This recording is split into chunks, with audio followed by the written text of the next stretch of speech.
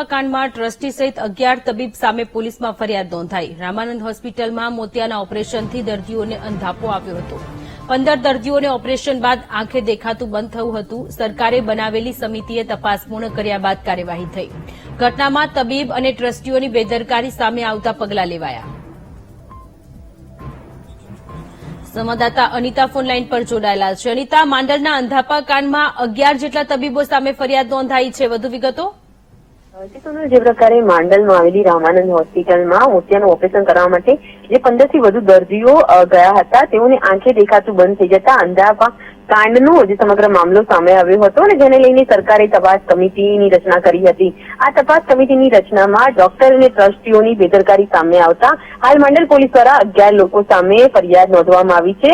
તપાસમાં સામે આવ્યું છે આજે અંધાપા કાંડની અંદર જેની અસર થઈ છે તમામ જે દર્દીઓને જ્યારે હોસ્પિટલ અમદાવાદની ત્યાં ખસેડવામાં આવ્યા ત્યારે ટ્રસ્ટી અને ડોક્ટરની બેદરકારી સ્પષ્ટ સામે આવી રહી હતી, કારણ કે 2 દર્દીઓને એટલી ખરાબ અસર થઈ હતી ચેપના કારણે તેઓની આંખ કાઢી નાખવાનો નિર્ણય ડોક્ટરે લેવો પડ્યો હતો। અને આ સમગ્ર મામલે જ્યારે તપાસ કરતા સામે આવ્યું છે કે પાટણના એક વસરામ ભરવાડ જે છે તેઓને આંખે ઓછું દેખાતા સમગ્ર મામલે તેઓએ આ રજૂઆત કરી હતી અને રામાનંદ આંખની હોસ્પિટલના જે ડોક્ટર જે છે જેમાં જયમીન પંડ્યા અને દાનુભાઈ ડોડિયાએ તેઓની આંખના મોતિયાનું ઓપરેશન કર્યું હતું અને ત્યારબાદ આ તકલીફ થઈ હોવાનું સામે આવ્યું હતું અને વારાફરતી અન્ય જે બીજા દર્દીઓ હતા તેઓને પણ આ અસર થતા સમગ્ર મામલે તપાસ કમિટીએ રચના કર્યા બાદ ડોક્ટર જયમીન પંડ્યા અને દાનુભાઈ ડોડિયા સહિત જે તપાસ કરવામાં આવી હતી અને ટ્રસ્ટીઓની પણ બેદરકારી સામે આવતા આ મામલે હાલ 11 લોકો વિરુદ્ધ ગુનો દાખલ કરીને વધુ કાર્યવાહી હાથ ધરાઈ છે।